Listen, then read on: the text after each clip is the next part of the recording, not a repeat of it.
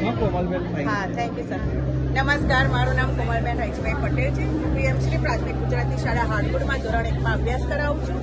આજે ઇનોવેશન ફેસ્ટિવલમાં મેં ભાગ લીધો છે અને આજે મારા ઇનોવેશનનો વિષય છે એજ્યુકેશનલ યુઝ ઓફ એપ્રન. તેની અંદર મેં વિવિધ પ્રકારના વેસ્ટ મટીરિયલમાંથી ધોરણ 1 અને બાલવાટિકાના બાળકો માટે તથા ટીચર્સ માટેના વિવિધ એપ્રન તૈયાર કરેલા છે. જેમાં એનઈપી અંતર્ગત આપણા જે સર્વાંગી લક્ષ્યાંક માટેના HWC અને IL જે છે તેની ઘણી બધી અધ્યયન નિષ્પત્તિઓ સમાવવાનો સમાવેશ કરેલો છે.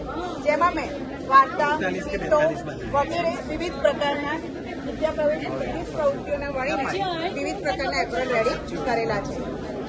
આ છે મારા QR, તેની અંદર તમે એના વિડીયો પણ જોઈ શકો છો. ત્યારબાદ જોઈએ તો આ એક ટીચર એપ્રન છે, જેમાં હું ગણિત વિષયની જે મૂળભૂત ગાણિતિક ક્રિયાઓ છે, સરવાળા, બાદબાકી અને ગુણાકાર, તે કાર્ડ દ્વારા તથા મૂળ વસ્તુઓ દ્વારા આના દ્વારા હું શીખવી શકું છું. તથા તેના મૂલ્યાંકન માટે આ રીતે બાળકોના બાદબાકી માટેનું અને સરવાળા માટેનું એપ્રન તૈયાર કર્યું છે, જેમાં મૂળ વસ્તુ અને કાર્ડ દ્વારા બાળકો એમની જાતે ગણી અને શીખી શકે છે. એપ્રનનો યુઝ એ જ છે કે કાગળ કે પૂઠાનું હોય તો તે ટૂંકા ગાળાની અંદર ખરાબ થઈ જાય છે, જ્યારે ફેબ્રિક ઉપર, કાપડ ઉપર બનાવેલી વસ્તુ લાંબા સમય સુધી સારી રહે છે.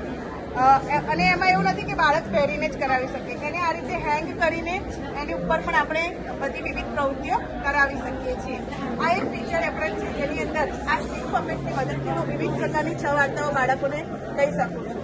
ત્યારબાદ આ રંગોનું એપ્રન છે અને આ ગણિત ધોરણ 1 એકમ 1 નું એપ્રન છે.